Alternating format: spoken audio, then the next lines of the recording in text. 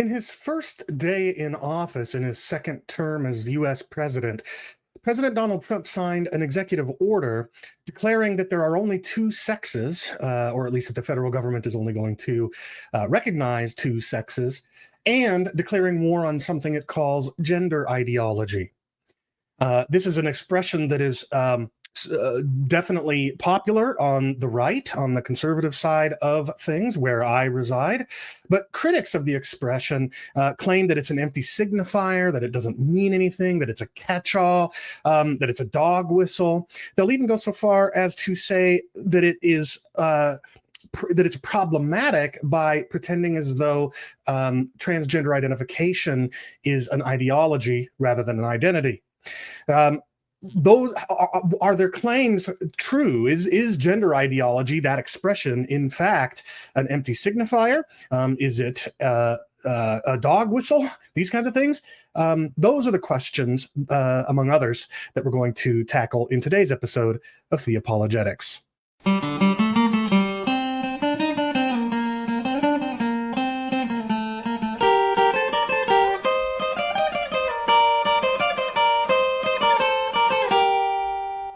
Hi, this is Chris Date, and welcome to Theopologetics, where every other week I discuss a wide variety of theological issues and show how a properly biblical worldview can help defend the historic Christian faith from its critics.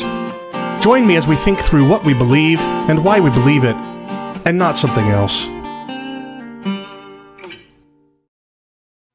Well, welcome to another episode of Theopologetics. My name is Chris Date, and it's good to be back on my channel after 6 months roughly of having not streamed. I think the last episodes on this channel were back in August and September of 2024, last year.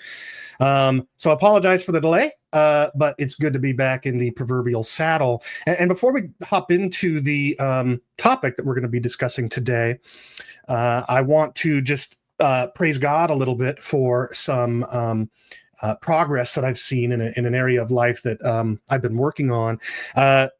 People that have followed me, have been friends with me for years, will know that I've always struggled with my weight, with my level of fitness, my health level, that kind of thing. And in times past, I have experienced success for anywhere from a few months to even a few years in terms of losing weight, getting in shape, keeping it off. But inevitably, in every case that I've done that, the weight has come back. And last September, I think it was, right around the last time I streamed on this channel, I started compounded semaglutide treatments.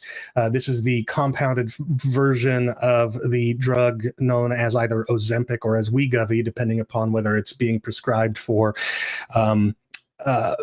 what's the word I'm looking for? The sugar, low insulin level issue, diabetes, or Wegovy in the case of treatment for weight loss. I started a compounded version of it back in September. I've been taking it every week since then. And since then, over the past 6 months, I've dropped over 50 pounds. Yesterday morning, I posted on Facebook my excitement because it was the first time since March of 2021, so 4 years, that I have been under 300 pounds. I'm down to about 299, and that's really exciting for me. And even then, back in March of 2021, I'd only just gotten down to barely under 300 at the end of a few months of losing weight. I was actually competing with a friend of mine, Braxton Hunter, host of Trinity Radio, who, by the way, if I'm not mistaken, still owes me our agreement if I won that competition, and I did, was that he would post like a 2,000-word written defense of theological determinism. And not because he's a libertarian, non-Calvinist, whereas I'm a deterministic Calvinist. And thank you, Skylar, for that. Congratulations. I appreciate that. And also thank you both to Nick, who not only said I'm looking good, and I appreciate that, Nick, but also my friend James for celebrating, as I am, the return of Theopologetics. But anyway, Braxton owes me the prize for having won that competition, and we'll see if he ever it follows through. But the point is that was in the March of 2021 when I was down to just under 300 as I am now. That was after a few months of having lost weight, and prior to that, it had been years since I was that low. So I think it's probably safe to say that for roughly a decade or longer, I've been over 300 pounds, and now I'm under 300 for the first time, meaningfully anyway, in a long time. So I just wanted to praise God for that. I know people disagree on whether, the health risks or the health benefits and the appropriateness of drugs like Ozempic, Wegovy, etc. But all I can say is that it's been life transforming for me. It's one of only two drugs that I've ever received that I would call, miracle drugs. They really are life transforming, albeit they come with risks. Anyway, so thanks for letting me praise God a little bit for that, and please do pray for continued success. I'm really happy right now with it, so I'd like to see it continue. All right, well, let's dive into today's topic, and I'll just jump right into to the slides that I've prepared. And let me set the context. Let me start by setting the stage or setting the context for the episode that we're doing today. In just a few weeks, speaking of Braxton Hunter, in just a few weeks on April 7th, at 11 a.m. Pacific, 2 p.m. Eastern, I'm going to be debating the title of the stream is Are Trans Women Women? The thesis of the debate is something more like the terms man and woman are references to sex-based categories rather than gender identities or gender in terms of social construct. So what we're really debating is what the meaning of the terms man and woman are. And let me just say from the outset that, I had the good fortune, the pleasure to have a Zoom call for a little bit with Matthew, the opponent that I'm going to be debating here in a few weeks.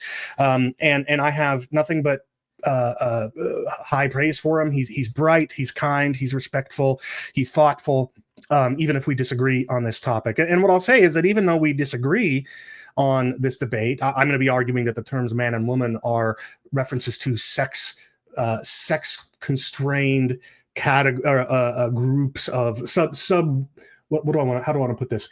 Subsets, sex defined subsets of humans. Whereas he will be arguing that man and woman are references to gender, to genders as social constructs, gender categories. And although he will be holding the wrong view, in my opinion, he isn't as extreme as most people who would maybe call themselves trans allies.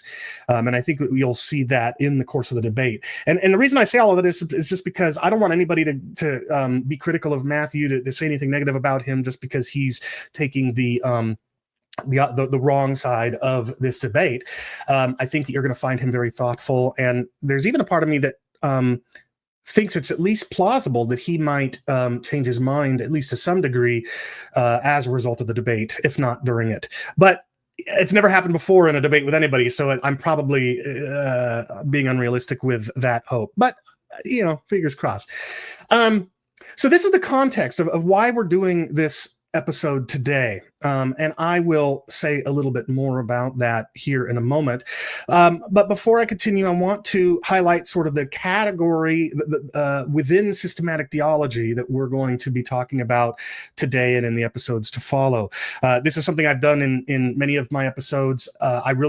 I recognize that I and some of my audience are very educated, very knowledgeable when it comes to theological terms and ideas, but many others of them are not. I've got family and friends who watch my show sometimes and feel like everything I say flies over their head.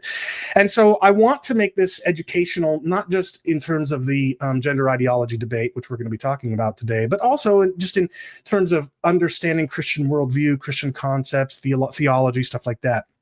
And so with that in mind, let me just start by saying we're going to be covering the topic of anthropology today, the study of man. This comes from the Greek word anthropos, which means human. often translated man, sometimes refers to men specifically, but anthropos is a word that refers to man as human, not man as male.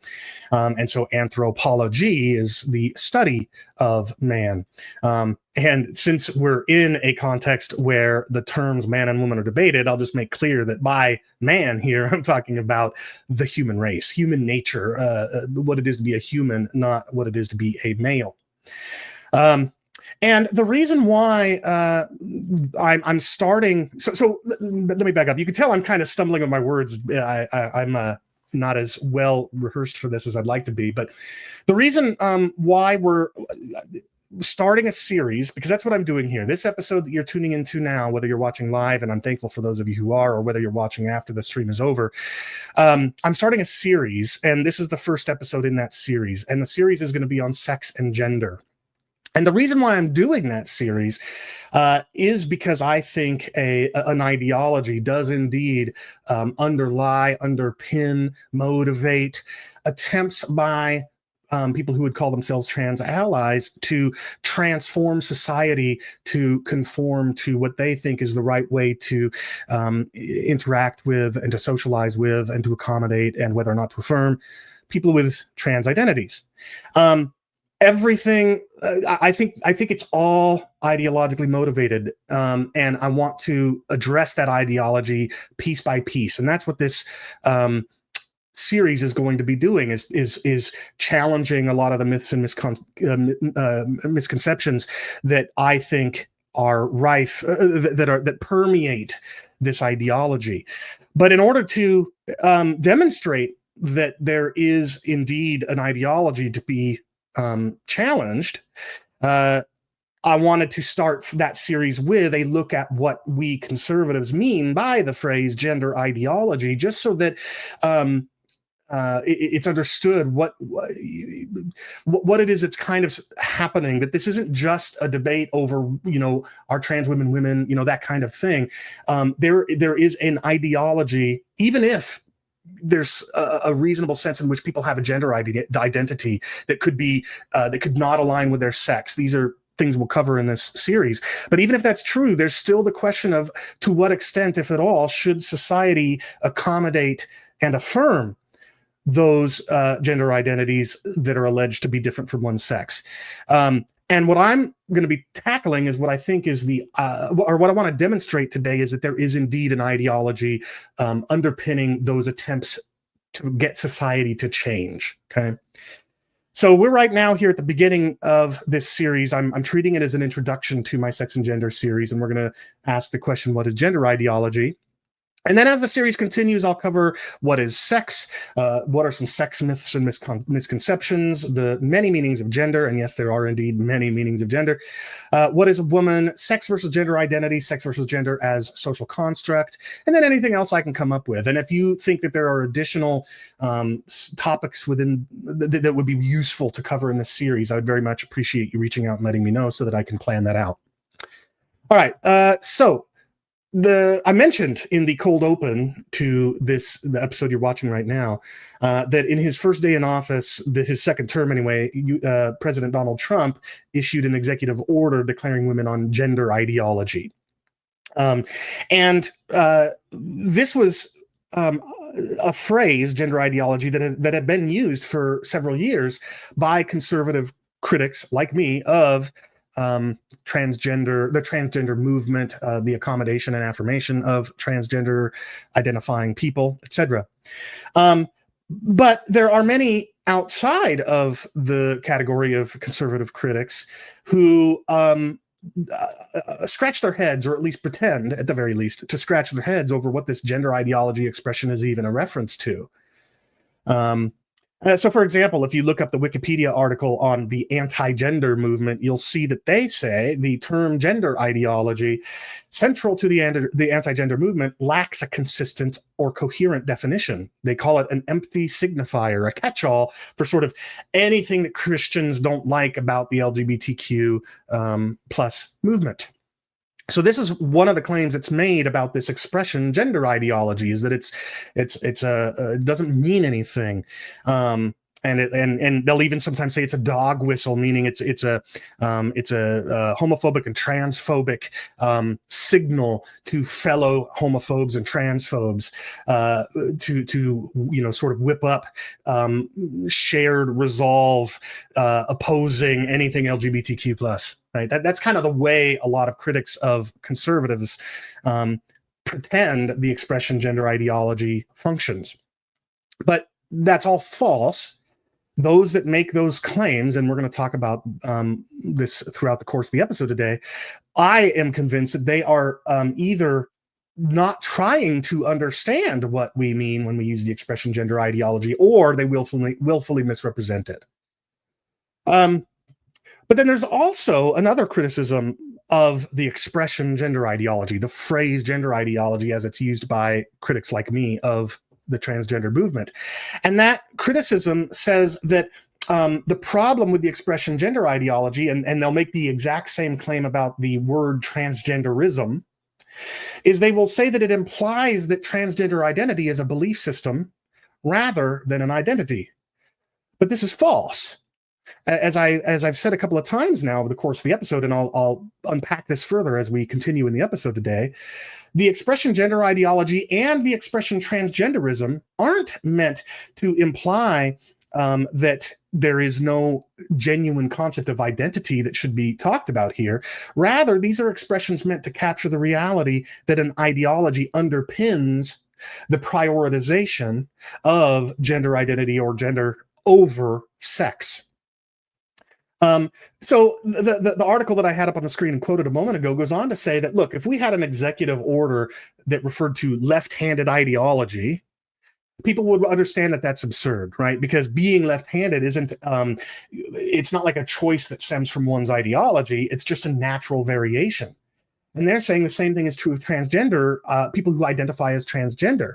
And so they say that they think that what we're doing is we're calling transgender identification an ideology, an ism. But that's not true either. Again, we are referring to an ideology that we think underpins the claims made to justify accommodation and affirmation of trans identification. And that's different than referring to trans identification full stop as an ideology. So this analogy to so-called left-handed ideology, or this hypothetical executive order that one might issue, is a failed analogy, because gender ideology doesn't refer to trans identification or experience. It refers to the ideology that's used to argue for the accommodation and affirmation of trans identifying people. So that's what we're going to try to demonstrate today. So let's dive in and start asking the question, what is quote unquote gender ideology? And in order to try to answer this question, there are a variety of ways that one could go about a study like the one that I did. But what I did was I used Google Books. I used their search functionality to search year by year for books that use the phrase gender ideology. And what I discovered was a little surprising. I didn't know what I would go on to discover, which is that actually the expression gender ideology was used before, and it was used commonly before we conservatives started using it in the way that we do. I'm going to put the atheist Michael Beverly's comment up here, who is claiming that I'm hating myself and attacking a tiny percentage of the population and calling me disgusting. Just so you know, this is the kind of behavior, rhetoric, and morality exhibited by Michael Beverly. So you'll find that he acts exactly that way in his YouTube channel. But anyway, so what I discovered is that, in fact, gender ideology as a phrase was used long before and commonly before conservatives like me started using the expression. And in fact, before we can answer the question, what is gender ideology, we kind of have to ask the question, what is a gender ideology? Because what I discovered as I was doing this search, I found a book that really sort of opened my eyes to something. This is a book that was published in 1994 by Routledge. And in an article, it's called Human Sexuality, an encyclopedia, and one of the entries is called Gender, written by an author named Donald Mosher. And he writes that a gender ideology is a worldview of men, women, and nature. And it goes on to talk about how, so you can see that in this book anyway, in 1994, mid 90s, gender ideology was some kind of reference to a worldview that has something to do with men and women. But what did it have to do with men and women? Well, as you continue to read through it, you see how it talks about males being associated with culture and females with nature, males with the social good, females with the good of the family. So you can see that in this book in the mid-90s, the expression gender ideology refers to a worldview that identifies role, responsibilities, and relationships that culture assigns to men and to women. In that same book, in a different entry written by the same author, the author goes on to talk about how gender ideology has to do with gender norms. What a person thinks are the norms for someone of a male gender versus a female gender, what have you. And what I started to realize is, oh, wait a minute, gender ideology, before we conservatives started using it in the way that we use that expression, seemed to already have a pretty reasonable, like almost face value meaning to it, which is an ideology of gender in terms of norms, associations, things like that. And sure enough, as I went back and forward through history, looking at the different various books that use the expression gender ideology, I found out that's exactly how books were using the phrase gender ideology. As far back as at least 1983, Carol Vance in Powers of Desire, The Politics of Sexuality, uses the expression gender ideology when talking about the repression of women, the role of sex in politics, things like that. We see it in 1995 is used by Bonnie Spanier in Impartial Science, Gender Ideology and Molecular Biology. And you can see here it again, that it has, this author is using it to refer to a set of beliefs having to do with the relationship between males and females being a complementary pair, with maleness assumed to be superior. So actually what you're starting to see is, firstly, the expression gender ideology was a phrase used to refer to a worldview in general, having to do with the roles and relationships of men and women, the functions they're expected to serve, things like that. But then some authors start using the expression, and you'll see this in the quotes that follow, start using it to refer specifically to a patriarchal gender ideology, one in which men are seen as superior, women as inferior, men as logical, women as emotional, right? Some of the typical patriarchal stereotypes, misogynistic at times, those are what a lot of people seemed to use the word gender ideology to refer to. Was not just any gender ideology, but a specific gender ideology, namely one that's patriarchal and devalues women, etc. In 1996, Cynthia Freeland in Post Theory, Reconstructing Film Studies, talks about how in film studies, from a feminist perspective, they talk about gender ideology, which is relations of patriarchy or male domination. In 1999, here's another book which uses the phrase gender ideology to refer to patriarchal views. 2000, here again, gender ideology is patriarchal ideology. 2017, as recently as 2017, a book published by Routledge called The Psychology of Gender has this list of key terms with things like gender role stereotypes, gender system justification, homophobia, etc. And if you look at what it calls gender ideologies, it says attitudes toward men's and women's roles. So notice that what we're seeing, throughout, from at least as far back as 1983 up to 2017 and beyond, like what I've shown you thus far, you will continue to find examples of in the literature even after 2017 up to the present day. Literally 2025, I've seen it. So what you see is that there's this stream of literature in which the phrase gender ideology refers to either just some kind of worldview having to do with the roles and the relationships and the associations that people make when it comes to men and women in society. And in some cases, it becomes a reference to a specifically patriarchal or misogynistic, as they see it anyway, gender ideology. And that's why you can have a book like this referring to gender ideologies, because there are many gender ideologies, including, an egalitarian one, a feminist one, or whatever. But then also many people use the expression to refer to a specific gender ideology, namely a patriarchal one. But this 2017 is a really, right around that time, is a really important period in history, because by that point, we were a few years in to conservatives using the expression gender ideology in a very different way.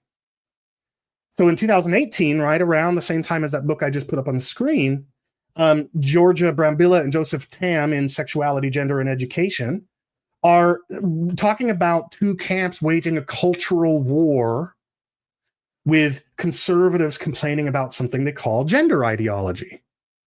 This is sounding familiar, right? But this actually had already been going on for a few years.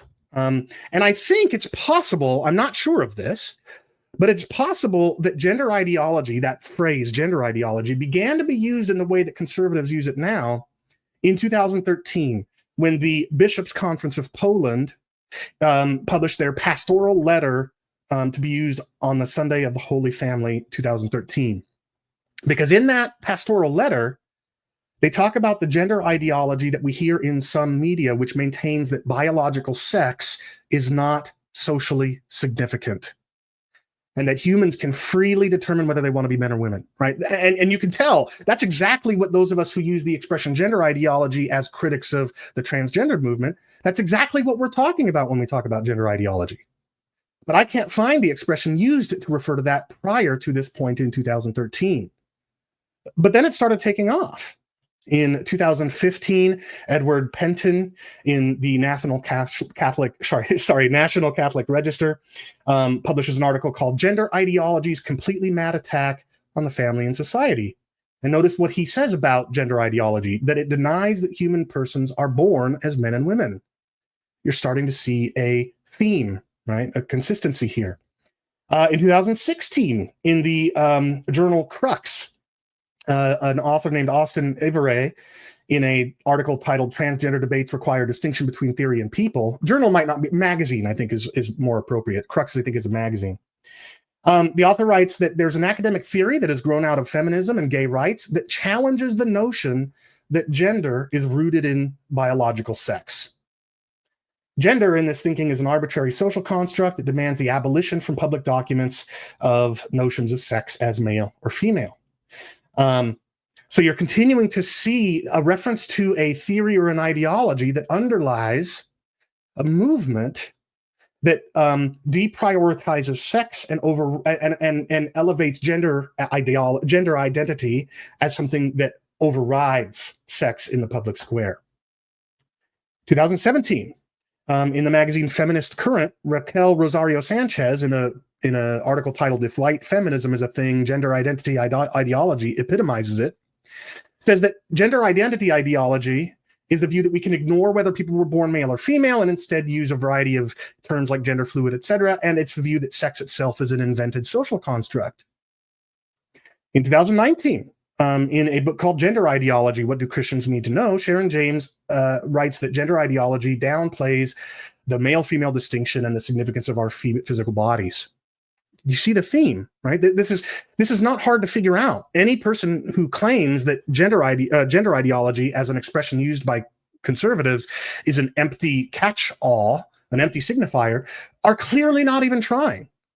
It's clear what these people are using the expression to mean. It's an ideology that diminishes, trivializes sex, and promotes the ability of gender identity or gender as a social construct to override sex in the public square. And it keeps going. In 2020, Antonio Mallo in Transcending Gender Ideology, a philosophy of sexual difference, talks about gender ideology as the view according to which a woman should be able to be the husband of a woman should be able to be the husband of another woman, father to her female partner's children, a father mommy, right? This is consistent. 2021 in so let me just say, by the way, Helen Joyce is an incredible scholar, writer, speaker, and I highly encourage you to check out her work if you're interested in the in this whole sex and gender public debate. She's very helpful, and she was helpful to me when I emailed her for some help preparing for my upcoming debate. But anyway, in her 2021 book, Trans: When Ideology Meets Reality, Helen writes that gender identity is posited by today's ideology to be entirely subjective. She calls this gender identity ideology. And according to this ideology, she says, self-declared gender should replace sex across society. Again, very consistent with how the other critics that we've seen use the expression. 2022, Ini Accioli, gender ideology is the view that gender identity is a social construct and therefore can be a personal choice. 2023, Jay Richards, the author of What is Gender Ideology at the Heritage Foundation. Gender ideology is the theory that the sex binary doesn't capture the complexity of the human species, and gender identity might be incongruent with one's sex. 2024, Diana Kenny in Gender Ideology, Social Contagion, and the Making of a Transgender Generation. Gender ideology is the view that one can be born in the wrong body, and it promotes the use of cross-sex hormones to bring one's body into conformity with one's gender identity. 2025, the very year we're in right now. Tyler O'Neill's book, The Woke-topus, which, by the way, is a really awesome title. I love that they came up with that, says that gender ideology is the idea that a person's inner sense of gender overrides his or her biological sex. Very consistent. No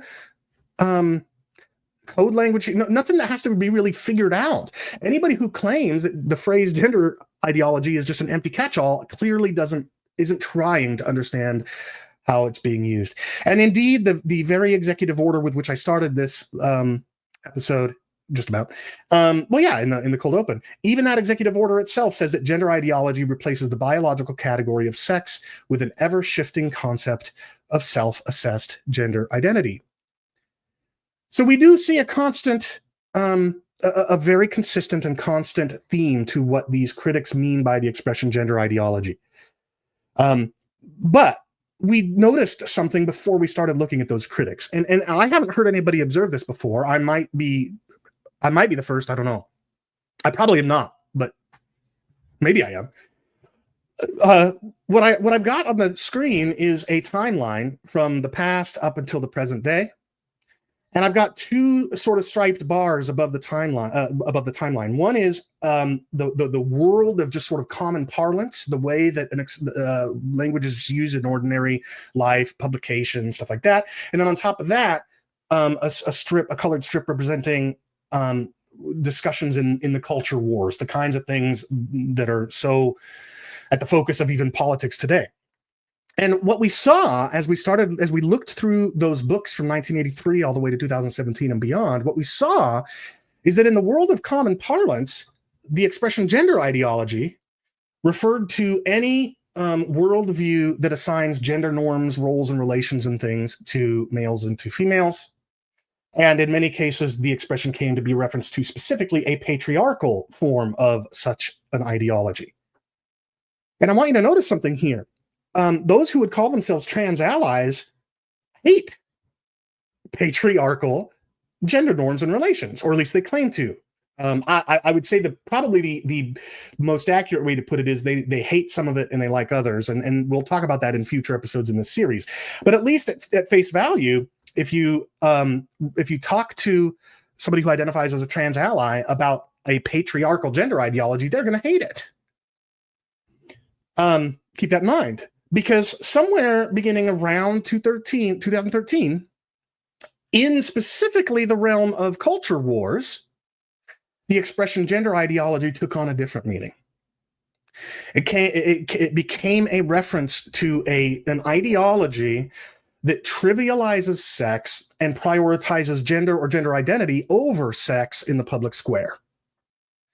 And here's what's interesting to me. People who would call themselves trans allies love. I mean, that is what they believe, even if they might object a little bit to the word trivialize.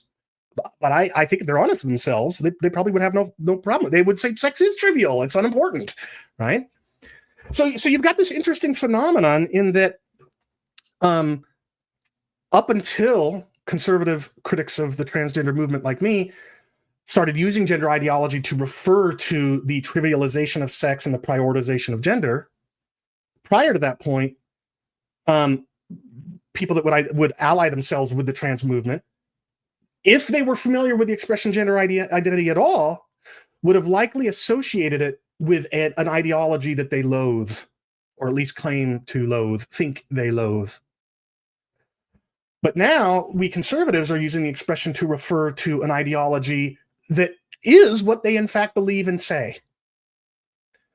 And I think that this might contribute a little bit, or it might hinder a little bit the progress that we conservatives try to make when we're engaging in good faith dialogue with the other side. Here's what I mean, in case it's not clear yet. Before the mid-2010s, gender ideology was a view of gender roles and norms. And often the expression gender ideology referred specifically to a traditionalist patriarchal gender ideology, which, people who would identify themselves as trans allies oppose. But since then, the expression gender ideology has become used in the cultural wars to refer to the ideology that grounds trans accommodation. In the culture wars, the expression gender ideology refers to an ideology that trivializes sex and prioritizes gender or gender identity. And so trans allies, I keep saying people who would call themselves trans allies. I'm just going to say trans allies. I don't mean anything derogatory by it. Okay. So sorry, I got distracted by the atheist who somehow got around the fact that I banned him. Where was I? Okay, so the trans allies, up until the expression got used in the culture wars this way, would vocally and loudly rail against what they took gender ideology to be a reference to, but what we mean by it, they wholeheartedly support. And it should be clear how that could hinder progress in good faith dialogue with people, because here's what I'm trying to argue.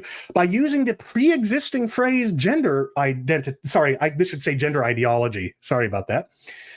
By using the pre-existing phrase gender ideology to mean something different from what it previously meant, which trans allies think they oppose, we may in fact impede some progress in conversation that we could have otherwise enjoyed. In other words, we are using an expression that refers to something that the people we're talking about affirm, but those very people may think that gender ideology is a reference to something that they actually oppose or think they oppose.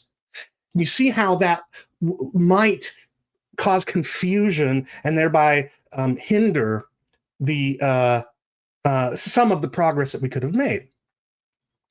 And so I want to go back to two quotes that I listed earlier. You might not have caught it, but they actually didn't refer to gender ideology. They referred to gender identity ideology. Raquel Rosario Sanchez's article did that, and so too did Helen Joyce's book, Trans. And so I just want to propose, perhaps, as a movement, we conservatives who are opposed to what we call gender ideology, it might behoove us to instead critique gender identity ideology, because that will be a reference to something distinct from what trans allies think they oppose. So from now on, I'm going to refer to this as gender or gender identity ideology and not merely gender ideology. And we'll see whether conservatives find it worthwhile to follow the lead of people like Helen Joyce and refer to gender identity ideology. But in the meantime, I'm going to use italics and brackets to include, to refer to either gender ideology or gender identity ideology. So here's what I hope to have demonstrated by looking at how the phrase gender ideology or gender identity ideology has been used in the culture wars since 2013. Number one, it refers to a set of beliefs that is thought to justify social and political change, such, number two, that gender or gender identity overrides nearly all other concerns in public life. And number three, and sex as male or female is trivialized, redefined, or erased altogether. Contrary to, sorry, let me back up. I just inserted a couple of slides before the show because I happened upon an article that was published just 2 days ago at the magazine Redux, which is a feminist magazine. And it refers to how a parent of a girl in a middle school or a high school contacted the administration about the fact that her daughter was being forced to change in a locker room in front of boys. And the parent was told that if that student identifies as female, they are free to use any of the sex-segregated facilities they choose. Well, notice this is exactly what we just saw in that series of quotes of how gender ideology is used in the culture wars. They're prioritizing gender identity such that it overrides sex, which is therefore trivialized. We're seeing gender ideology play out right before our very eyes in the very moment of this very day. We're seeing this play out in real life. But anyway, the point I'm trying to get at is that contrary to protests by trans allies who claim that gender ideology is either an empty signifier, a catch-all, a dog whistle, or what have you, contrary to those critics, the phrase gender ideology or gender identity ideology does in fact accurately point to a set of beliefs, an ideology. A set of beliefs apart from which most trans accommodation and affirmation is unjustified. Now, I'm not here, nobody's saying that gender ideology is synonymous with the experience of identifying as the sex you're not. So the criticism that this is like referring to a left-handed ideology is just absurd and nonsensical. We're talking specifically about the ideology that underpins and motivates attempts to change society to accommodate and affirm people with trans identities. So none of the criticisms from opponents of conservatives concerning the expression gender ideology, none of those objections have any merit. But now I want to turn to some of their own words to demonstrate, I think, the truthfulness that there is, in fact, this ideology underpinning the movement, an ideology which elevates, prioritizes gender and gender identity over sex, which it trivializes, redefines, or erases altogether, right? So first of all, there's something called the genderbread person. You can look this up, easily find it. And among other things, this genderbread tool says that gender isn't binary, it's both and. A bit of this, a dash of that, how you in your head experience and define your gender, right? And then they've got this graphic whereupon gender identity is measured on two spectra or continua simultaneously, a spectrum or continuum of womanness and one of manness. So notice, this is emphasizing the subjective sense of gender identity, which isn't binary, and it's even claiming that one can be less or more a woman and less or more a man at the very same time. It goes on to speak of variations of anatomical sex on continua. Again, spectra, right? The plural of continuum or spectrum. Anatomical, it says that sometimes we're talking about sex assigned at birth, but a lot of other times we're talking about anatomical sex that someone embodies, which changes. And again, they've got this graphic where anatomical sex is measured on two simultaneous continua of femaleness and maleness. And they've got a graphic where sex assigned at birth is male, female, or intersex. So notice what this is doing. It's claiming that there's a sense of sex that where everybody exists on two spectra simultaneously. So one can be more or less female and more or less male at the very same time. And they're claiming still another sense of sex is assigned at birth, so it's subjective, and they deny that that this sense of sex is binary. They add intersex as a third sex. Another tool where you can see all of this stuff happening is the gender unicorn. Oh, by the way, hey Anthony, thanks for the congratulations on my weight loss. It means a lot, and I will keep you in my prayers on your own health journey. Thanks for tuning in as well. So the gender unicorn is sort of an alternative to the genderbread person, right? These are both tools that are meant to teach people.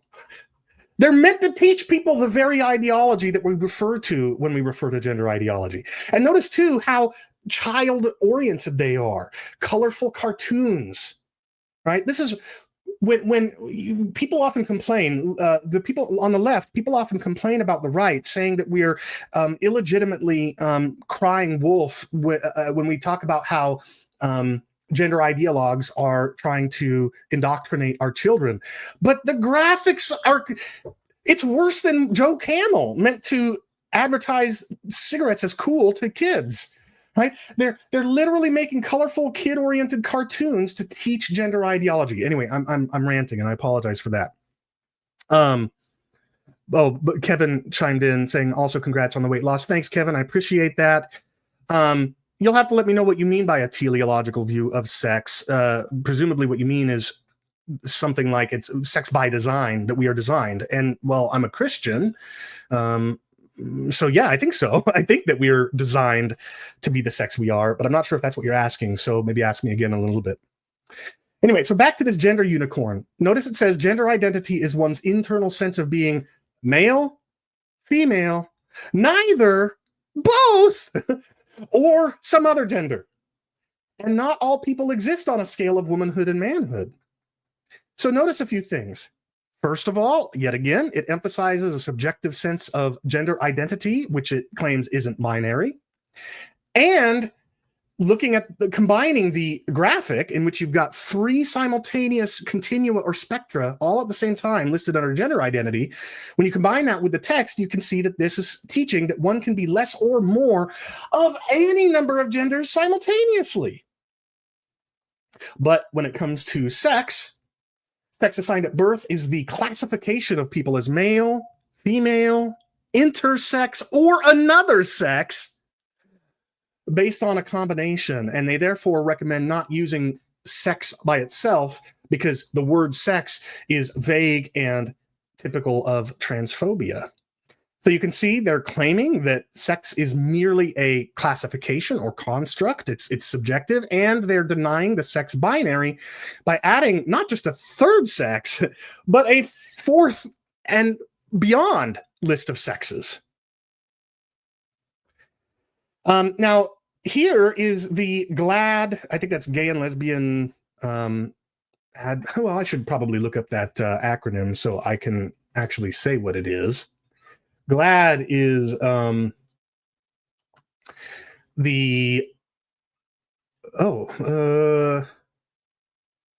don't know, actually. I'm having a hard time. Gay and Lesbian Alliance Against Defamation. That's what GLAAD stands for. Pausing here for a second for another comment from Kevin. Yeah, I'm very much aligned with Bogartis, I believe. A person is, I see what you're saying. Yeah, okay. Good comment. You'll see that, yes, that is exactly how I am going to define it. And we'll get to that in this episode. So hang in there, Kevin. So GLAAD, Gay and Lesbian Alliance Against Defamation, or whatever I just said it was, says that gender identity is a person's internal, deeply held knowledge of their own gender. For transgender people, gender identity doesn't align with the sex they were assigned at birth. And people like me, anti-trans activists, seek to limit full equality for transgender people and exclude trans women from women's spaces. You're going to see all the same things I've been touching on. They emphasize the subjective sense of gender identity, and they trivialize sex in policy, instead prioritizing gender identity. GLAAD, in its media reference guide, continues to go on to say that infants are assigned a sex at birth, based purely on external anatomy. It's not solely determined by anatomy, and it's not strictly binary. It refers to intersex as a third sex, and they talk about how medical transition can fundamentally alter their sex. Notice the continued theme. It claims sex is assigned at birth, so it's entirely subjective, and it denies the sex binary, adding intersex as a third sex, and it even claims that medical transition changes one's sex. One more example, the Human Rights Campaign, in its FAQ on transgender and non-binary people, says gender identity refers to one's innermost concept of self as a man, a woman, a blend of both or neither. And the best way we can support transgender people is by believing them and affirming them and using their preferred pronouns. So notice again, the subjective sense of gender identity is emphasized, and it being binary is denied. And the article demands approval of gender identity regardless of sex. It goes on to say that a person's sex refers to the identity given to them at birth. And it says there are also intersex people, and we can medically transition, which proves that sex is mutable and not defined by rigid categories. So once again, claims sex is an identity that is given, so it's just subjective. And it denies the sex binary, adding intersex as a third sex, and it claims that medical transition changes one's sex. So 4 different trans-allied sources, popular ones, influential ones, they all exhibit the same things. In their own words, they prove that they accept what we're calling gender or gender identity ideology. Their own words prove that they have a set of beliefs that is thought to justify social and political change. It's really important to understand that those claims that I just highlighted and all those things, they're not consensus accepted or demonstrable facts. They are beliefs. And what are beliefs? An ideology. If those beliefs are appealed to in service of trying to affect social change.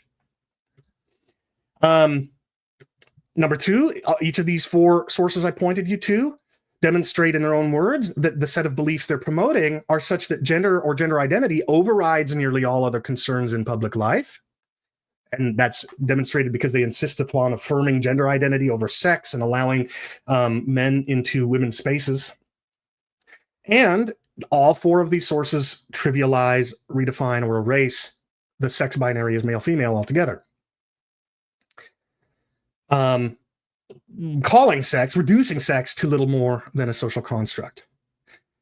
So there clearly is, in fact, something to the label gender ideology or gender identity ideology. There is a real ideology, which you can see in the words of trans-allied sources themselves, an ideology according to which or an ideology comprising a set of beliefs thought to justify social and political change, beliefs according to which gender identity or gender overrides nearly all other concerns in public life, and according to which sex as male and female is trivialized, redefined, or erased altogether. This triad is true of all efforts to promote accommodation and affirmation of trans identification in public life.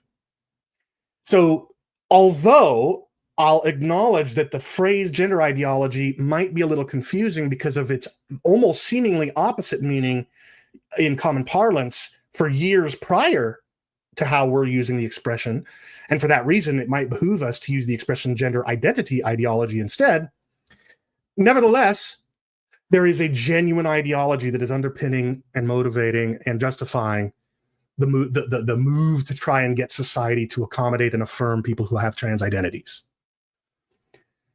So hopefully that helps you. If you ever refer to the phrase gender ideology or gender identity ideology, and somebody says, "Oh, that's just a catch-all. It doesn't mean anything. That's just a dog whistle." Blah blah blah blah. Well, now you know. You can answer that. They might say, "What? Okay, what do you mean by that phrase? Just try and answer it." Well, now you've got to answer. It's a set of beliefs thought to justify social and political change, such that gender or gender identity overrides nearly all other concerns in public life, and sex as a male-female binary is trivialized, redefined, or erased altogether. Okay? And so that ideology is what we're going to challenge as we continue through this series. We're not going to be speaking demeaningly about people who experience gender dysphoria. We're not going to be being mean or cruel, as our atheist guest a while ago chimed in and claimed I was doing. We're not going to be talking about trans-identifying people. We're going to be talking about the ideology that underpins the movement that is trying to get society to maximally accommodate and affirm the gender identities of trans-identifying people. But before I let you go, there are some of you who, not right now, there's only like 5 of you who've been watching live. I really hope this gets wider reach after the stream is over, because I think I'm offering some really helpful information here. But maybe not. Maybe I won't. In any event, if you're somebody watching this and you may be new to this debate, you might hear the terms transgender and cisgender and things like that thrown around in the public square, and you might find these terms flying overhead. There are genuinely people who think that the expression transgender man refers to a male who identifies as a woman. And because there's that kind of confusion, before I end the stream today, I wanted to go through some of the lexicon of gender ideology, the dictionary of gender ideology, because I want you, as you engage either passively or actively, like actually get involved or just sort of, consume different sources to try and help make up your mind, I want you to understand the terms, the expressions that are used by gender ideologues, and I want you to be able to know what the truth behind the claim is. Okay? So we're going to go through a number of terms, beginning with the term biological sex. So when a gender ideologue uses the term biological sex, what they are referring to is the confluence or the combination of one's sex differentiating biological qualities, each of which may in fact represent a distinct sense of sex: genes, gonads, phenotype, hormones, etc. So to the gender ideologue, biological sex is pretty much meaningless, because it's just a reference to all these distinct factors, each of which represents a sense of sex in and of itself. Okay? And notice I've got the little superscript number 1 next to the word sex, and that's because this is just one sense of the word sex in the lexicon of gender ideology. But what is the truth behind biological sex? The truth is that biological sex, or just sex, is the distinction among sexually reproducing species between those whose biology develops toward production of either typically small motile gametes, otherwise known as sperm, or typically large non-motile gametes, ova. And this is where, Kevin, your teleological understanding of sex comes in, right? He uses the expression, Bogardus uses the expression ordered towards. I'm using developed towards, right? And the point here is, we're not saying that a male is somebody who at this very moment produces sperm. Right now, a male, for any number of reasons, may not produce sperm. They may be immature. They may not yet be capable of producing sperm. They may be, I don't know if males, okay, I know a little more about female biology in the area of gametes, so let me focus on them instead. A female at any given moment may not be able to produce ova, eggs, and for any number of reasons. It may be because they've not yet reached puberty, so they have the eggs in their ovaries, but they're not being released. It could also be that they've exceeded the boundary of menopause, so now they no longer have any eggs. Could also be that they've had a hysterectomy. There are any number of reasons why at any given moment a female human may not produce ova. But that doesn't mean that she doesn't have biology that is developed toward the production of ova. Another thing that could cause a female to be incapable of producing ova is an intersex condition, and we'll talk about those. So the point I'm getting at is that there's all sorts of reasons why a female at any given moment might not be able to produce eggs, but that doesn't change the fact that her biology has developed toward the production of ova. And similarly, a male is someone or something, a creature, whose biology has developed toward the production of sperm. They may be developmentally stunted, so that they're not they've started developing toward it but never reached the ability, or they may have exceeded the ability. They're now in menopause, or they may have an intersex condition. But no matter what those circumstances are, every creature in a species that reproduces sexually is either a male or a female. And it's a male if its biology is developed toward the production of sperm, and it's female if its biology has developed toward the production of eggs or ova. Next term is natal sex, or sex assigned at birth. When you hear a gender ideologue use the expression natal sex or sex assigned at birth, they are referring to what they think is the subjective, practically arbitrary classification of a newborn as male or female based on a simple look at external genitalia.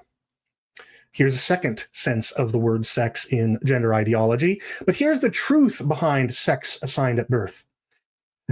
Sex assigned at birth is the highly reliable but fallible observation that a newborn is of either the sex ordinarily producing sperm, in which case it's a male, or the sex ordinarily producing ova, in which case it's a female. This sex assigned at birth, what gets put on your birth certificate, is extremely reliable. Over 99% of the time, it's going to be accurate, but it is fallible. And it's fallible for a number of reasons, including the reality of so-called intersex conditions, which we'll talk about shortly. But here's the thing. If a mistake is made at birth, and let's say a male has a so-called intersex condition that causes him to appear to have a vagina rather than a penis, then the doctor is going to check female, even though it is in fact a male. And that male actually may not discover until they start to go through puberty that they are in fact a male. That happens. So the point is, sex assigned at birth is not an arbitrary subjective classification that means utterly nothing based solely on external genitalia. It's an extremely reliable observation of a fact, which is that a newborn is either a male or a female. But as reliable as it is fallible, and so in some cases more work needs to be done to identify what a person's sex really is. Next term is chromosomal sex or genetic sex. If you hear a gender ideologue use the expression chromosomal sex or genetic sex, they're using that to refer to what they think is a distinct sense of sex. That's why I've got the number 3 next to it. It's not the same as biological sex, not the same as sex assigned at birth, in which every combination of X and Y chromosomes and the SRI gene represents a sex. So the most common are the XX combination, which is assigned female, and then the XY combination with the Y chromosomes SRY gene, and that combination is assigned the designation male. But there are a lot of other examples, which include somebody who has XX chromosomes and an SRY gene, or somebody who has an XY chromosome but doesn't have the SRI gene. Every one of these is a distinct sex in the view of gender ideologues when they refer to chromosomal and genetic sex. For those you may not realize, so the reason I mention this SRY gene is because sometimes people claim that sex in humans is defined as XX chromosomes if you're female, XY if you're male, but it's actually more complicated than that. There's a specific gene on the Y chromosome called the SRY gene that is responsible for the development of male biology. And if somebody has an X and Y chromosome, but they're missing the SRY gene or it's non-functional, then they're not developing male biology. And similarly, if somebody has 2 X chromosomes, but they also have I think it's a transposed SRY gene, then they will be male even though they have 2 X chromosomes. So it gets a little more complicated. But anyway, the point is that in gender ideology, chromosomal sex or genetic sex is a reference to a third sense of sex in which every combination of the X and Y chromosome plus the SRI or minus the SRY gene is a distinct sex. But the truth is that the X and Y chromosomes and the SRY gene cause one's sex differentiating traits. They're not, the combinations of those chromosomes and that gene don't define sex. They cause one's sex differentiating traits. So female humans typically, almost always, but there are exceptions, have two X chromosomes. And because they have, and no SRY gene, and that causes their biology to develop female sex differentiating traits, including all the various facets of a female biology. Males typically have an X and a Y chromosome, and the Y chromosome has the SRY gene, and that combination causes that person that person's sex differentiating traits to develop down the male pathway. But these combinations often aren't true of males and females with what are called DSDs. We'll get to that in a minute. Some people call them intersex conditions. And this is critical, sex distinction, the distinction between males and females, is caused by other means and not in many other species. See, this is important. Male and female is not a distinction that exists only within humans. It exists in all sexually reproducing species. And in many of those species, either different chromosomes are used or no chromosomes are used. So what that proves is that sex isn't defined by chromosomes. But in humans, chromosomes are responsible for the differentiation or the development of sex differentiating traits. Okay, so you might think of it as chromosomes are responsible for, they determine in the organism whether it's male or female. But what defines male and female is upstream of that. It's a conceptual distinction between biology developed toward the production of sperm versus biology developed toward the production of ova. Fourth sense of sex in gender ideology is gonadal sex. The gonads are the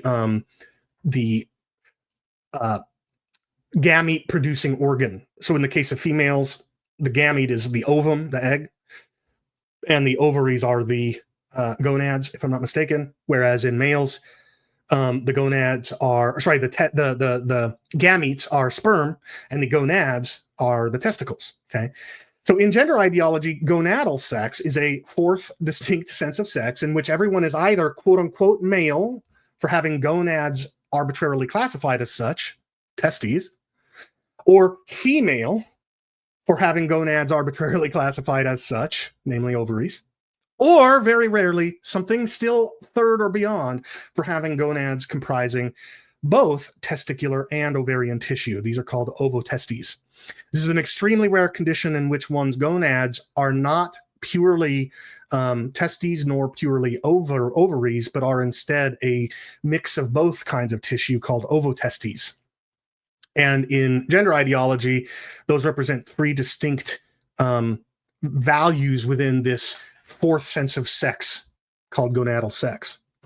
But the truth is that gonads are primary sex characteristics. They don't represent a sex in and of themselves. Gonads are primary sex characteristics. The word primary means that they're present at birth, and their sex characteristics meaning that they are developmentally characteristic of the sexes. That is to say that testes are grown by males, ovaries by females. But what about those ovotestes that are so rare? Well, what this means is that ovotestes alone are insufficient to identify whether one is male or female. That's all. If one has ovotestes, that doesn't make them a third sex.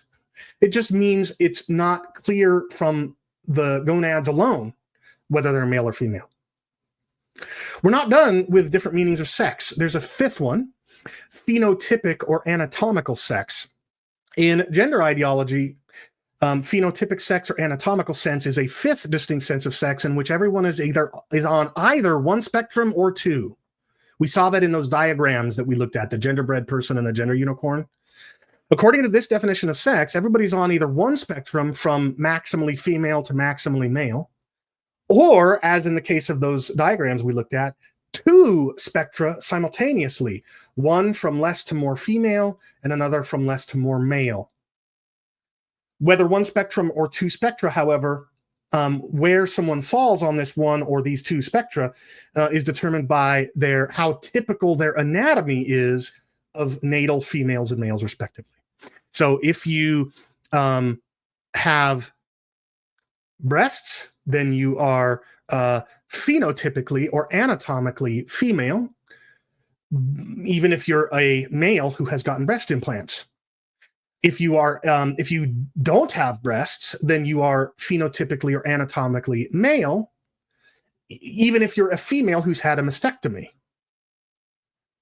And you can see here that this is one reason why gender ideologues claim that sex is mutable or changeable. It's because they are thinking of sex, at least one sense of sex, which is changeable in their view, namely your anatomy, because you can change your anatomy.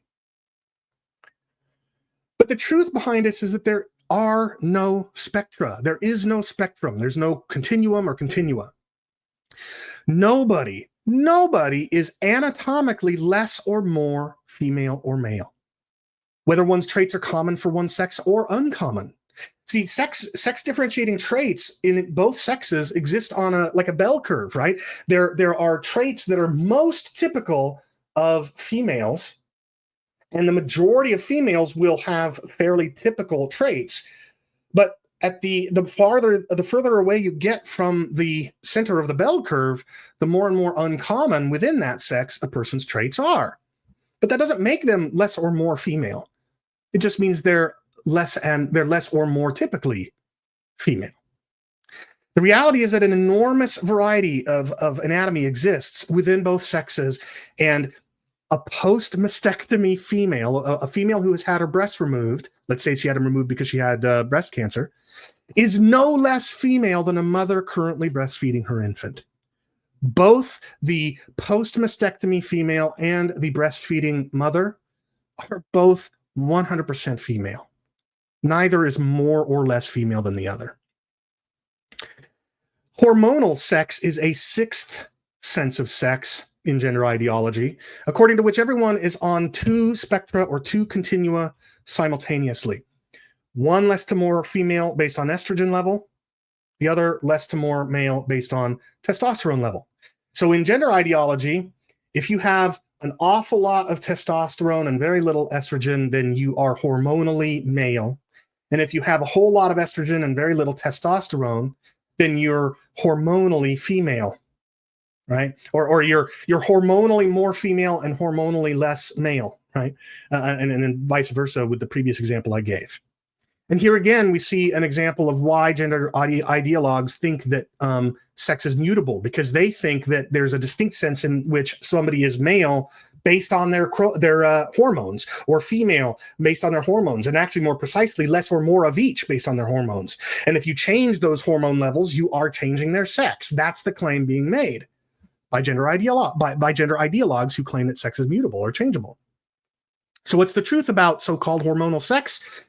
The truth, once again, is that there are no spectra, there is no continuum. Nobody is hormonally less or more female or male. Both hormones exist within ranges in each sex.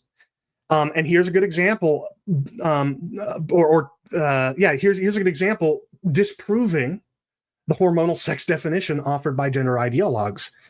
An elderly man in his 60s is no less male than a young man in his 20s, even though the young man in his 20s is almost guaranteed to have higher testosterone levels than the elderly man.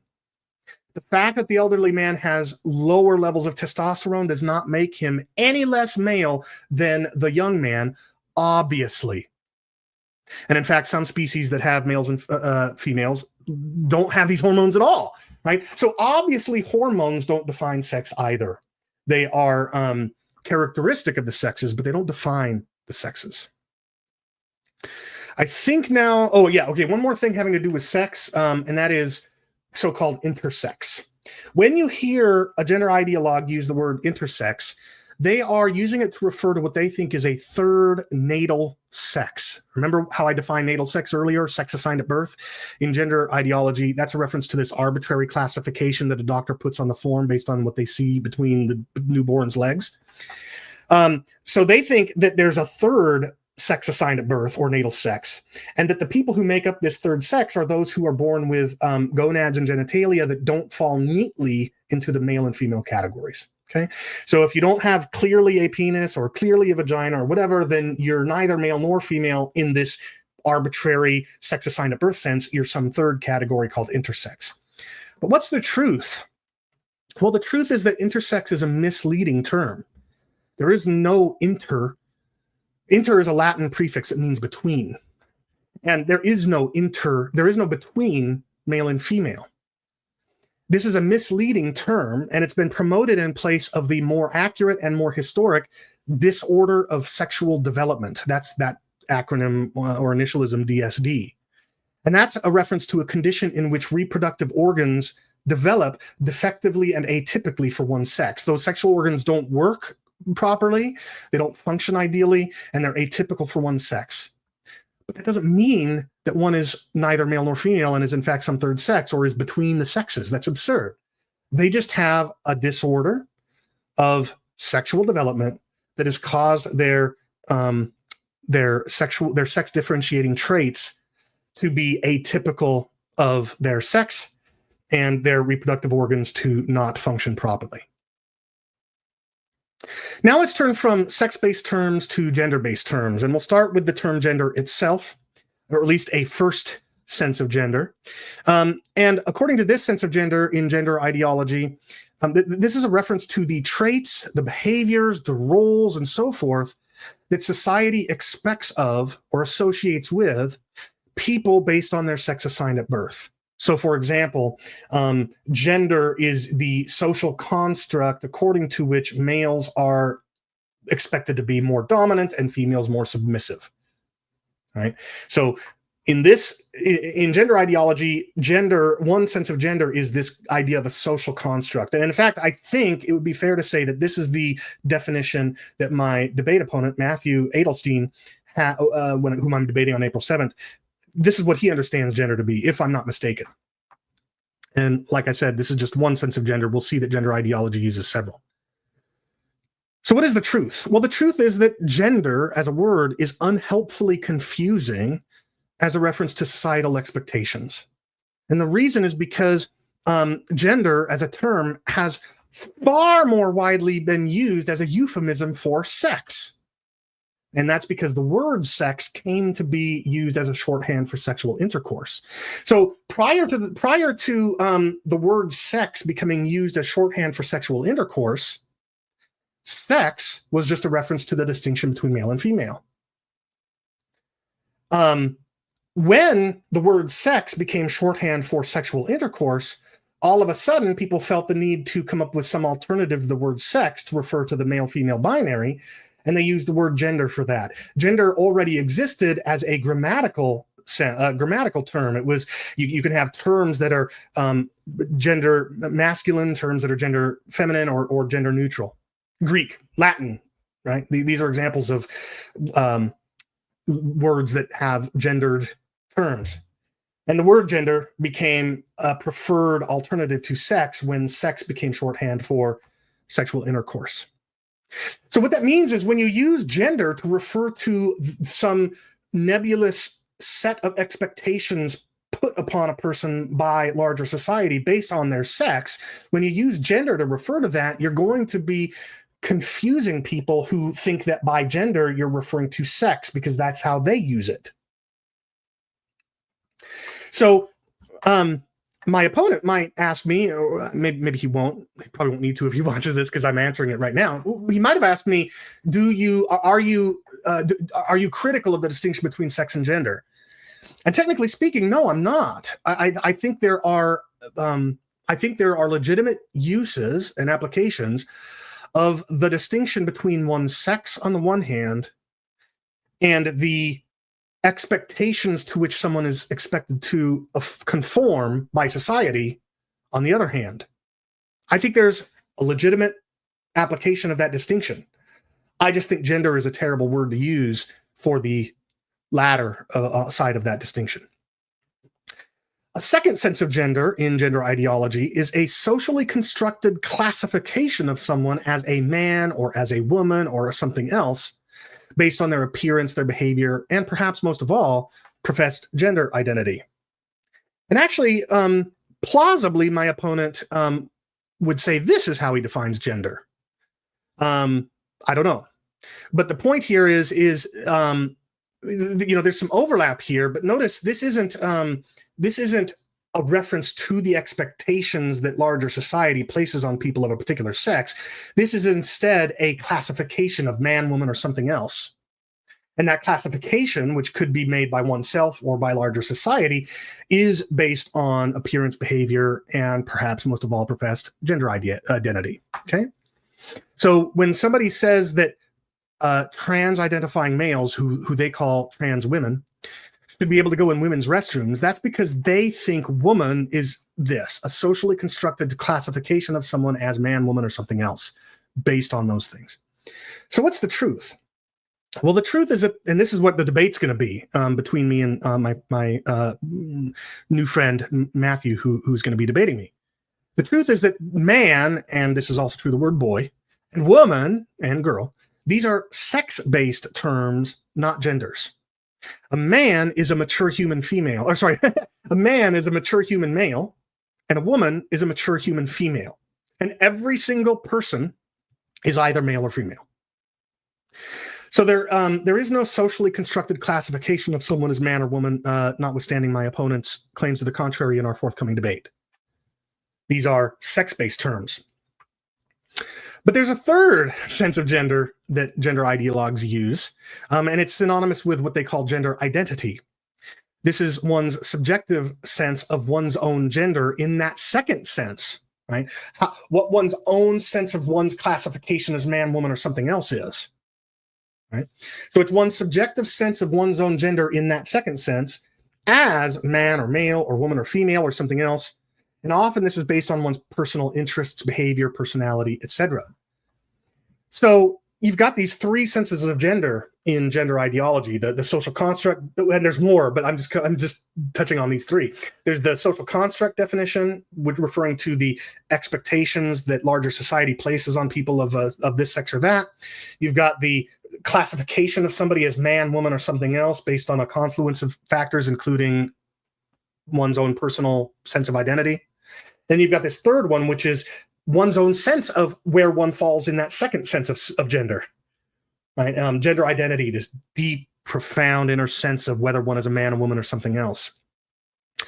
And you know that this is very often based on one's interests, behavior, personality, etc., because so often when you hear gender ideologues who are parents of trans-identifying kids, when you hear them talk about the clues they think they should have seen when their children were younger, clues that their children were trans, they'll point to things like, oh, my what I thought was my son didn't want to wear boys' clothes. He wanted to wear girls' clothes, and he didn't want to play with trucks. He wanted to play with Barbie dolls. So clearly this was in fact my daughter, right?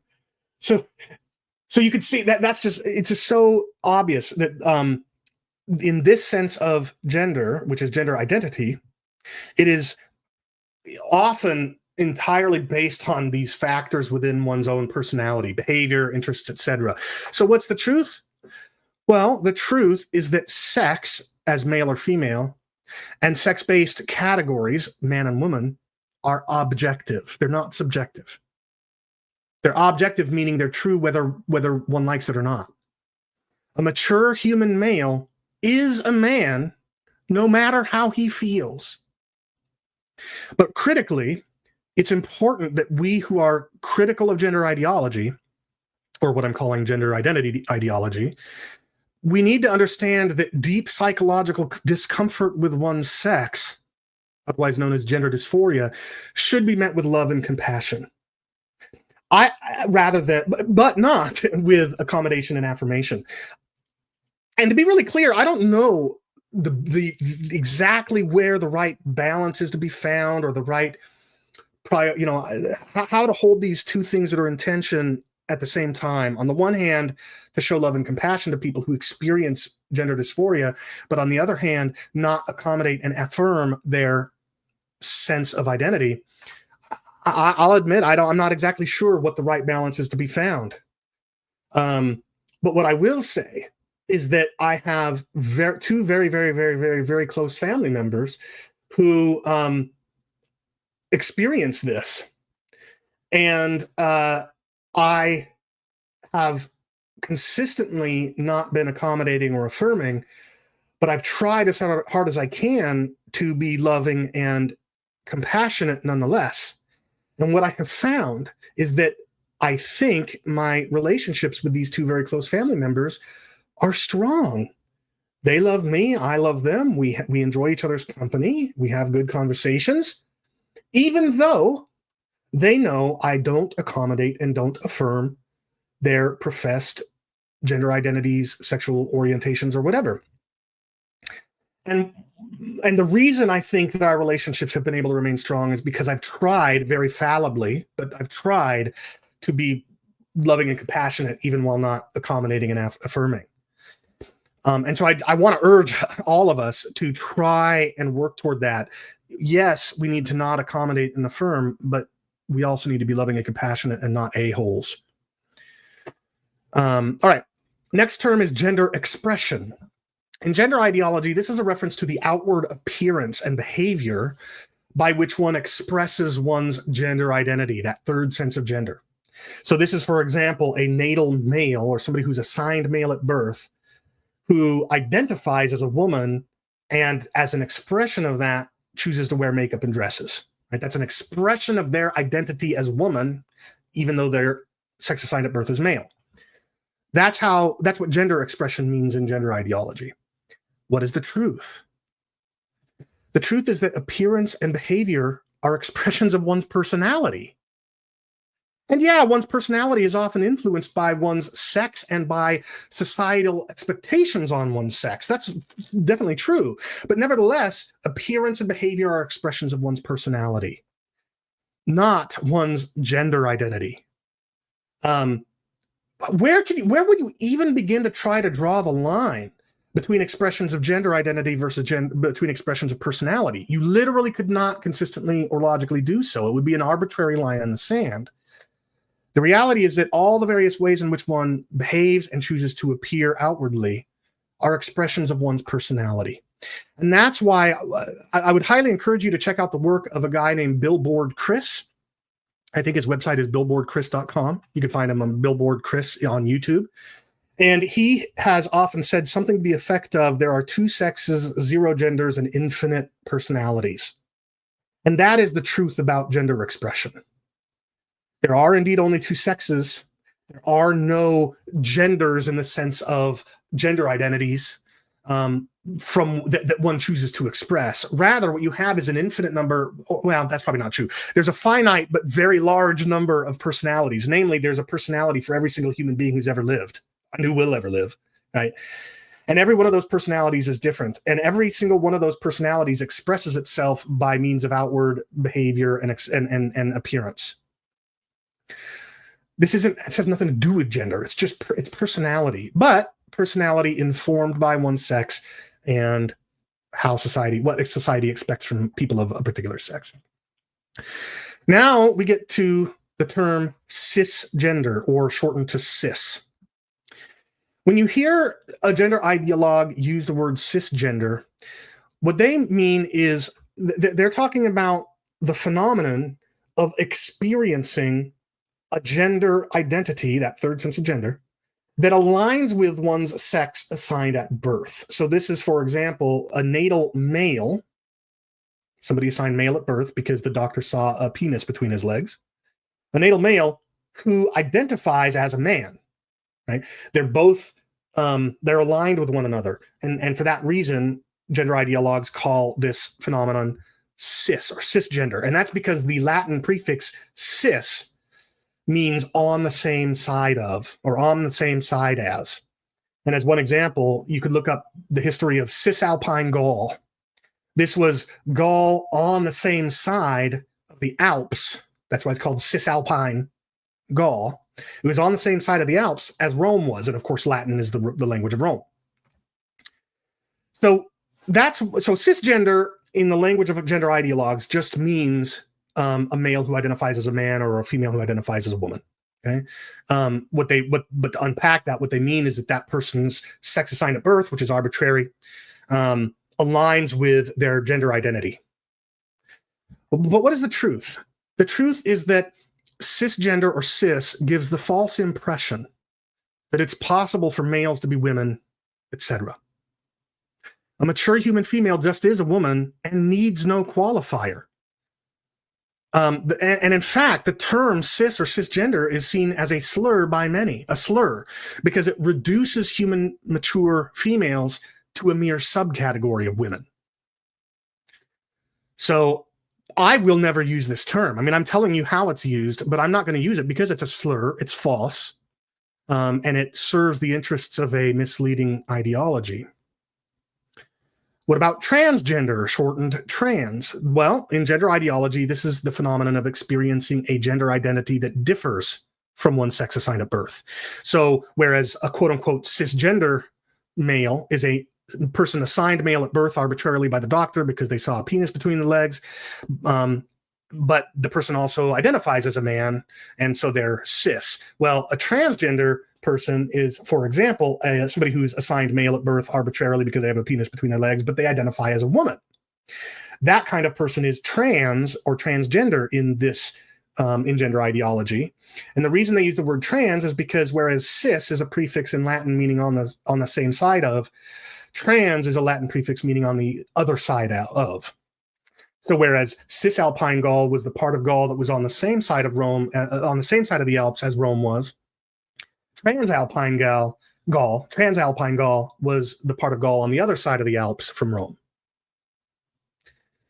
So when you hear somebody, so that's what transgender means in gender ideology. The truth is that people have always experienced discomfort with their sex at various ages, to various degrees, and for various durations of time. But that kind of dysphoria doesn't make a male a girl or a woman, or a female a boy or a man. So it's important to distinguish, to recognize that transgender is a term meant to carve out a category, an objective category of people that in fact doesn't exist. All people have experienced this kind of dysphoria to one degree or another, at one point in life or another, and for various durations. We all have. Well, with that in mind, what is a transgender man or a trans man in gender ideology? Well, in gender ideology, a transgender man or a trans man is a person who is assigned female at birth arbitrarily by a doctor because they have a vagina between their legs. But this person assigned female at birth has a gender identity that is instead one that aligns with males assigned at birth.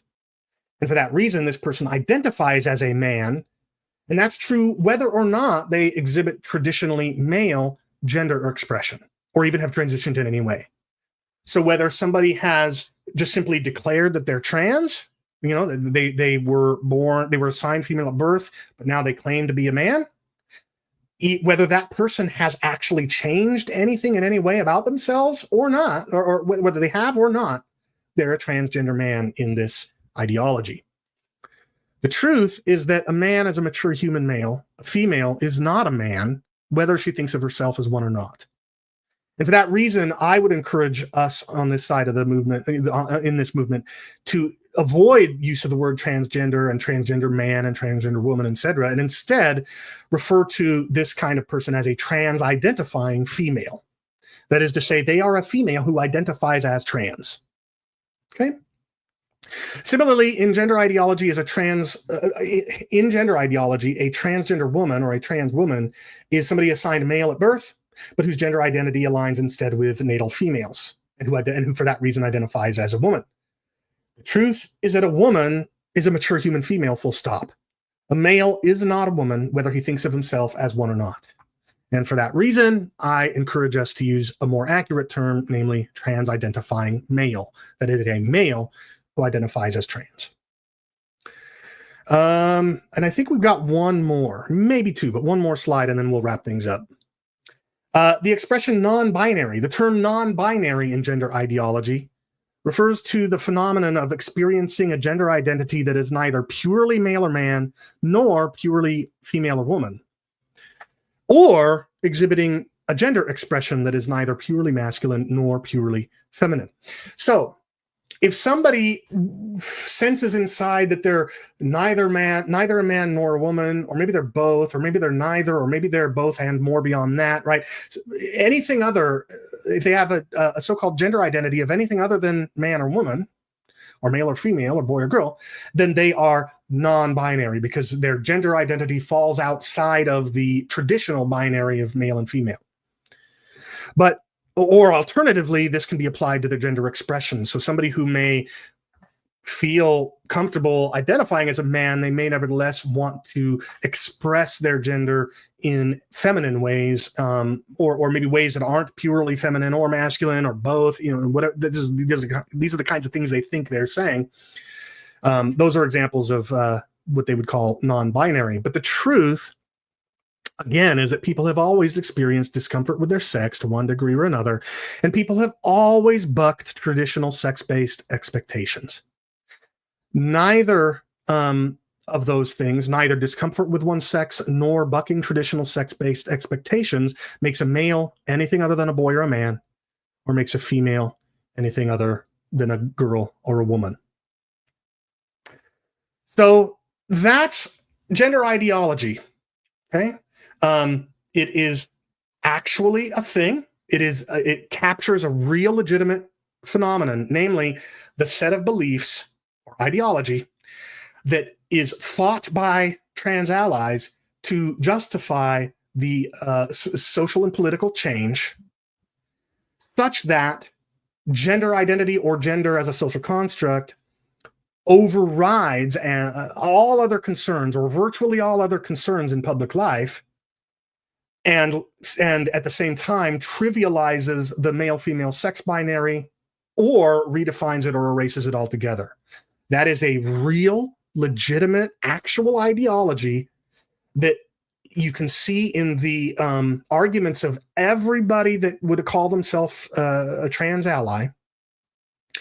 And apart from those beliefs, you would be hard pressed to justify most accommodation and affirmation of trans identifying identity, right? So gender ideology is a real thing, but we might want to call it gender identity ideology so that we don't risk confusing people who think gender ideology refers to patriarchal gender roles. It refers to a real thing. You can see it in their own words. And we've looked through some of the lexicon of gender ideology so that as we progress through the rest of this series, you'll have a good understanding of some of the terms we're going to use, and so on and so forth. When we pick up the series, probably in 2 weeks, that's my hope. And that's probably the only other episode in this series that I'll get to before my debate. But in the next episode, we'll dig into detail on what is sex, how is sex defined? How is it determined or caused in any given species? We're going to unpack that, and then we'll disabuse viewers of some myths and misconceptions that they have about sex.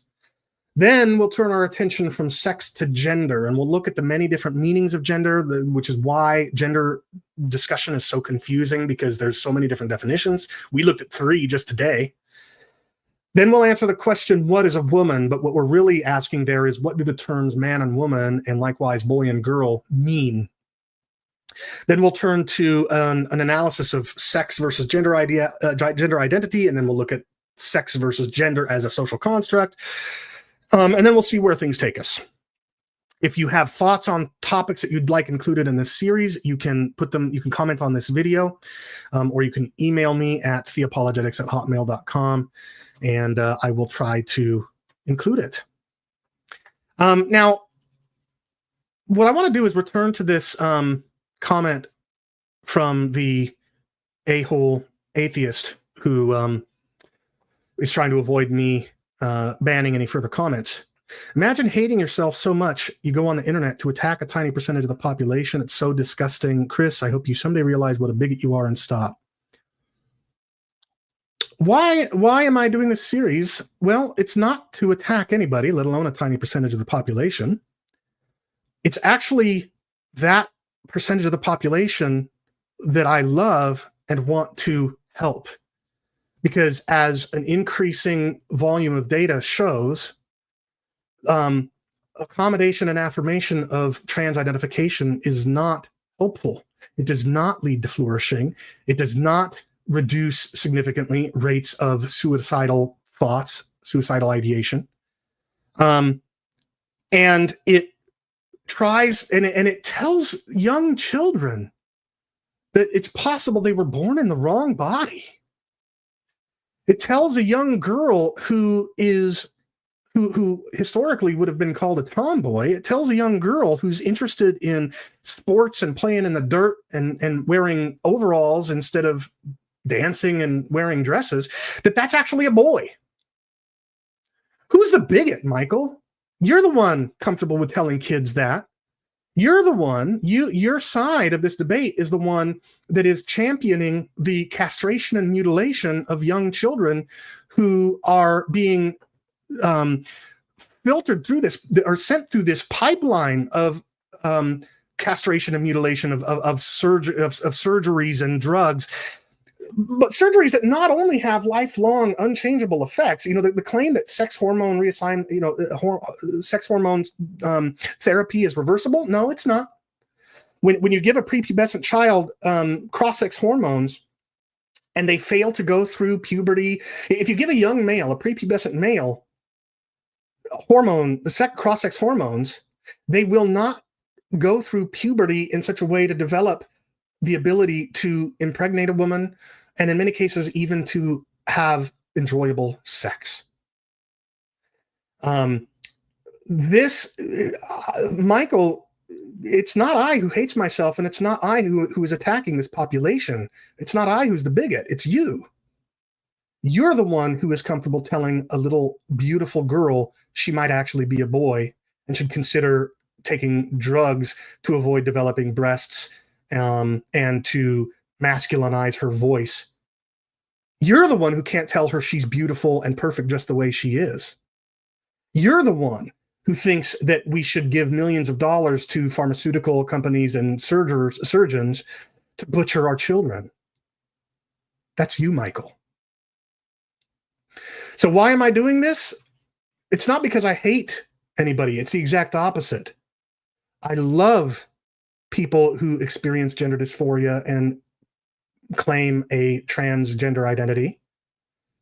I love the two people who are very close to me in my close family who are experiencing that. And it's precisely because I love them that I want to challenge this ideology that underpins the kind of bigotry and disgusting stuff that atheists like Michael Beverly and the rest of the gender ideology movement believe and impose upon a very vulnerable population. We'll talk more about this in future episodes of the series, but gender, like I said throughout this episode, gender dysphoria is nothing new. People have been experiencing it forever. And up until the past 5 minutes of human history, people, when they were experiencing severe gender dysphoria going through puberty, over 80% of them, their gender dysphoria was resolved coming out of puberty without ever castrating and mutilating them. In fact, over 90% of them, their gender dysphoria was resolved by the time they got into adulthood. So people like Michael, who thinks I hate myself and hate a small population and that I'm a bigot and disgusting, it's actually people like them who are taking what historically was a vulnerable population who grew out of their dysphoria if they were just given time and love. And he is instead saying, let's celebrate the butchery of such children. Let's celebrate the telling of these children that they're born in the wrong body. Let's celebrate telling a little boy who likes wearing dresses and acting, but doesn't like sports and wearing pants. Let's tell that little boy he's probably a girl in the wrong body. That is disgusting. That is bigotry. That is hatred. So it is out of love that I'm doing this series, not hate. And I think that it's gender ideologues who are the ones who are hateful. Sorry for that impassioned closing. I hope this has been helpful. Only a few of you have watched live, and that's totally okay. But hopefully this gets a larger reach after it goes, after it's archived in the YouTube channel. Come back in, like I said, probably 2 weeks, Monday, March 31st, for the next episode in the series, in which we'll cover the question, what is sex? And in the meantime, now that I'm back to streaming, and hopefully will be for another 6 months or more, I would very much appreciate if you could do those YouTube-y things that help, that benefit my channel in the algorithm, the YouTube algorithm. That includes liking this video, it includes subscribing to this channel, it includes clicking the notification bell, and it includes watching this video till its end, and it includes commenting. Any and all of those things you'll do for me are greatly appreciated. This channel isn't monetized. You're not giving money to advertisers. I'm not collecting funds. I just think that this topic is an important one. And I think the analysis I've done here might be somewhat new. I don't think you're going to find the analysis of gender ideology as an expression in history the way that we've seen here.